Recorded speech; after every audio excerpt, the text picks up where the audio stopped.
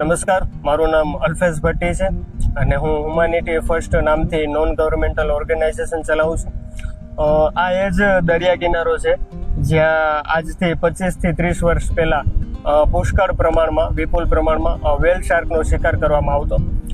વેલ શાર્કની આ એક મોટામાં મોટી માછલી એક છે અને શાર્કની લગભગ દુનિયામાં 500થી પણ વધારે પ્રજાતિઓ જોવા મળે છે, જેમાંની સૌથી મોટી માછલી, દુનિયાની સૌથી મોટી માછલી એટલે કે વેલ શાર્ક. ત્યારે 25 થી 30 વર્ષ પહેલાં આ દરિયા કિનારે માછીમારો દ્વારા ક્યાંક ને ક્યાંક પૈસાની લાલચમાં આવીને શિકાર કરવામાં આવતો, જેનું રીઝન એ હતું કે એ વેલ માછલીના જે અંગો હોય છે, માની લો કે પૂંછડા હોય છે, જીભ હોય છે, તો એના આજથી 30 વર્ષ પહેલાં લાખો રૂપિયા આવતા હતા. તો પૈસાની લાલચમાં આવીને ક્યાંક ને ક્યાંક માછીમારો દ્વારા આ માછલીનો શિકાર કરવામાં આવતો. પણ વર્ષ 2001માં વન વિભાગ દ્વારા આ માછલીને વન સંરક્ષણ અધિનિયમ 1972માં પરિશિષ્ટ 1માં આનો સમાવેશ કરવામાં આવેલો.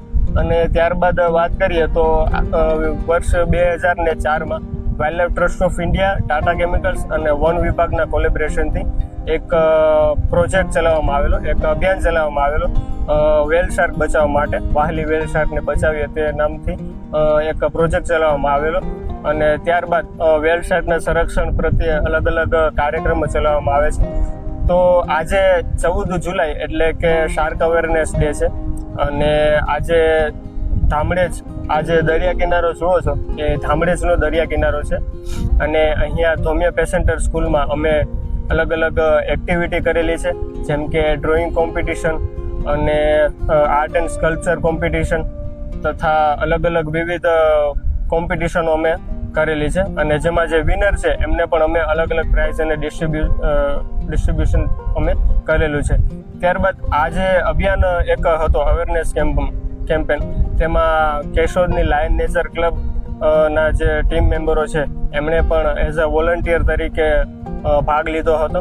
અને આપણી આ જે વાહલી વેલ છે એ હજારો માઇલ દૂર, મતલબ કે ઓસ્ટ્રેલિયા છે, ફિલિપાઇન્સ છે, મડાગાસ્કર છે, ત્યાંથી છે કે હજારો કિલોમીટર દૂર સાગર ખેડી અને આપણે ત્યાં સૌરાષ્ટ્રના દરિયા કિનારામાં આવે છે અને માઇગ્રેટ થાય છે અને પ્રજનન માટે આવે છે.